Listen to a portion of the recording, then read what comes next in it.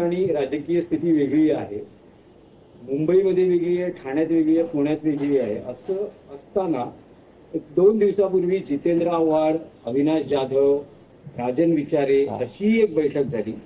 तर ठाण्यात काही वेगळा फॉर्म्युला म्हणजे मविया आणि राज ठाकरे एकत्र असं काही आहे का? काल राज ठाकरे कालच्या आमच्या कौटुंबिक सोहळ्याला सुप्रियाताई सुळे सुद्धा होत्या बरं का. म्हणजे मविया आहेतच ना, मविया कुठे गेलेली नाही सोडून. आम्हाला महाराष्ट्र विकास आघाडी जी आहे तिचं अस्तित्व कायम आहे, तिचं कार्य कायम आहे, तिची भूमिका कायम आहे आणि तिचं महत्त्व कायम आहे. महानगरपालिकेसंदर्भातला एक वेगळा विचार असतो.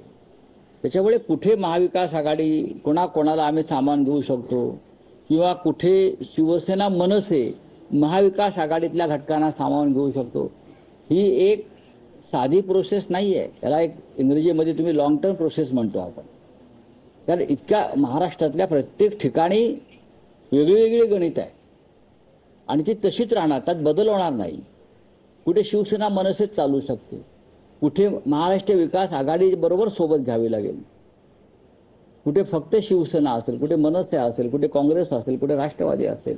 त्या प्रत्येकाबरोबर त्या भागामध्ये एकत्र बसून काम करून आम्हाला फायनल फॉर्म्युला ठरवावा लागेल. किती अशा महापालिका साधारणपणे प्रायमरी लेवलला जर चर्चा झाली असेल तर किती महापालिका? महाविकास आघाडी सर्वत्रच आहे.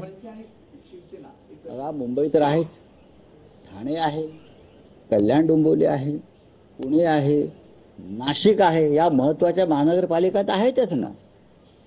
त्याच्याविषयी माननीय उद्धवजी आणि माननीय राज ठाकरेंमध्ये एकमत आहेच. या प्रमुख महानगरपालिकांवरती आपल्याला काम करावंच लागेल. याशिवाय अशा अनेक महानगरपालिका आहेत तिथे शिवसेना तर आहेच, पण अनेक भागामध्ये मनसे आहे. त्यांचं कुठे मदत घेता येईल? काही ठिकाणी फक्त राष्ट्रवादीची ताकद आहे, विदर्भात अनेक ठिकाणी काँग्रेसची ताकद आहे. या सगळ्याचा विचार या सगळ्या निवडणुकात करावा लागेल.